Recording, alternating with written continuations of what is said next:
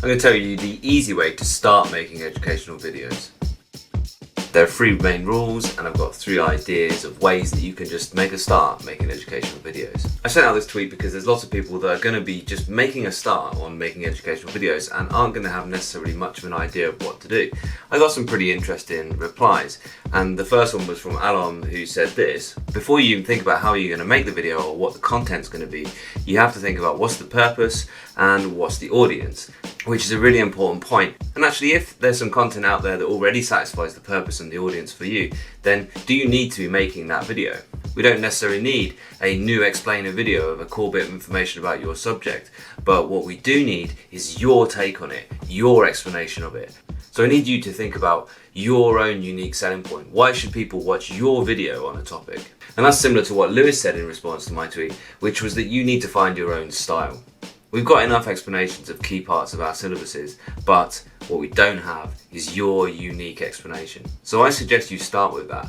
Get your ideas flowing and start with the thing that you think you explain better than anybody else. So here are my 3 rules for when you're making an educational video. The first is don't start with a blank page. We do not need another visualizer video with you starting with a blank page and taking ages to write the title. Start by actually having information on the page already and add to it.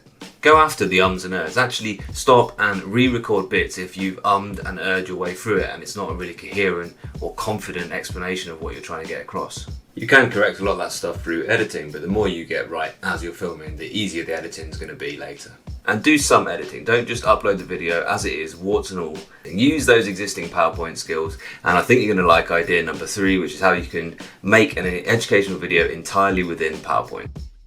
Sound is one of the most important things, so talk as if you're talking to your classroom. They're listening attentively, let's say, but you still need to use your classroom oration voice when you're talking to a camera. And try to be aware of the speed that you're going, try to be aware of the pace that you're going. Don't speed up loads, and definitely don't slow down so it's so boring, because remember, you do not have a captive audience.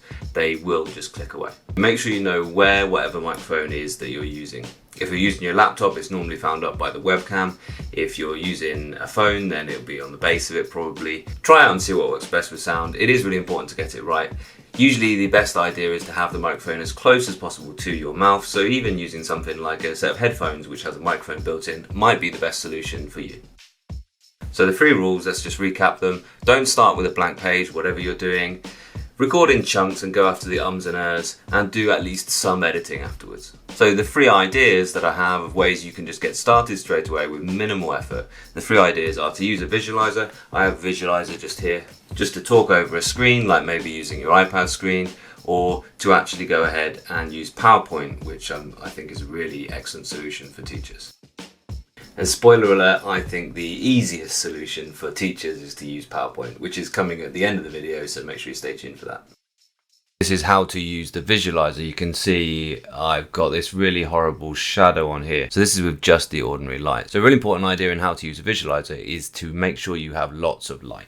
You can see I've got this really harsh light here. So the more light, the better. So it might look okay while you're doing it, but if you film with a visualizer with not enough light, it will look really poor when you actually export that video. The easiest way to make sure you do have enough light is to work by a large window so you have plenty of diffuse natural light.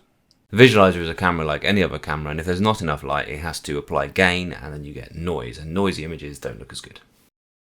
You want to kind of avoid those kind of harsh shadows on your visualizer.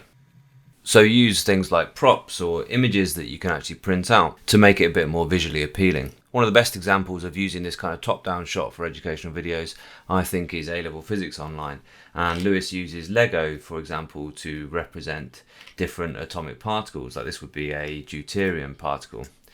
And that's where my Lego gorilla comes from my logo.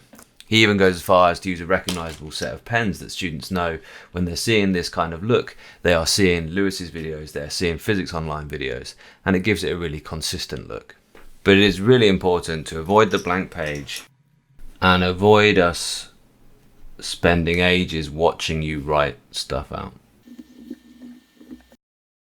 If you have one, then talking over a screen on something like an iPad or any tablet is a really good way to actually make an educational video. Try and find the pen that actually goes with whatever tablet is that you're using. There are loads of free screen recording apps that you can use. Just try out and see what works for yours. Probably the best one that you have to pay a lot of money for is Explain Everything. Primrose Kitten has used this extensively and has made a massive success.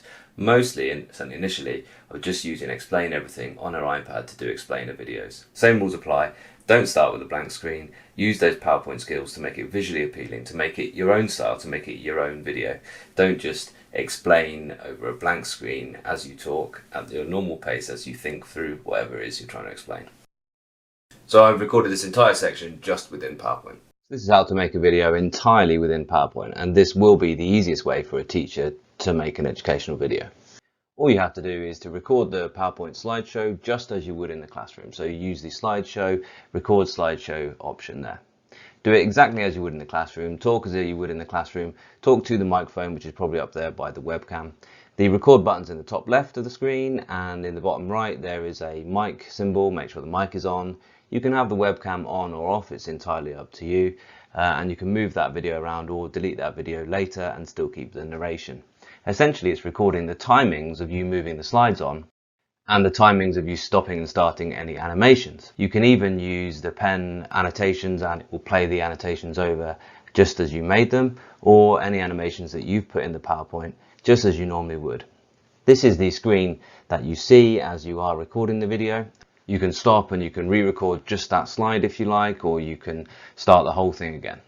The advantages of using this as a teacher are that you probably have a lot of PowerPoints that you already have and you use in your lessons that you could just record. You're probably quite used to editing PowerPoint, so you probably don't have to learn a whole lot of new skills to actually make a very good educational video on PowerPoint. And you'll be used to the way the menus and everything works. You can practice and record each slide as many times as you like. And you can add in other slides to the video at any point, and it doesn't delete the other recordings on the other slides. So it's like a really simple and straightforward video editor that you already probably know how to use. Just remember that there is a slight delay as you move a slide on, so it might be the best thing to do just to actually record each slide individually. The last thing to do is to click File and Export. You export, you click Create a Video, you want to use the full HD settings, and then you click Use Recorded Timings and Narrations. You can even preview the whole thing and you can go back and make any changes if you weren't happy with your explanation. It will then save it as a video to your hard drive that you can upload to wherever you're sharing your videos. If you are looking for a bit more of a pro look, then I will do a video a bit later on how you can actually make a YouTube channel and how you can get a bit more of a high production value. But this video is just about getting that flow right and getting a video that you can be really satisfied and that your students will learn from. And one of the most important replies to my tweet was this one, which is actually just a really nice point that it's a really enjoyable experience to make videos. So whatever you're doing, relax and just try and enjoy it. The video will be better and it will come across more if you do actually enjoy what you're doing. There will be technical issues in making even the simplest educational video, but try to persevere and try to learn from it, and most importantly, try to enjoy it. You will have different issues to other people making videos, and you will find solutions just by keeping working on it and keeping trying to improve. If you do get the bug like I did, and you want to go on and make your own YouTube channel or improve the way you do it, then I'll make some follow-up videos to this with a bit more expert kind of solutions that you might want to try out. Thanks very much for watching. And if you want to get started straight away, here's what Lewis has put out, and Primrose has done a video also on how to teach on YouTube. And remember, it doesn't have to be perfect, these videos. It's just actually really nice for your kids to hear the voice of their own teacher. Kids do like hearing the voice of their own teacher, and they will be nice for you. And just have a look at these comments about how much teachers have enjoyed making videos and how much they've learned from it as well. Thanks so much for watching.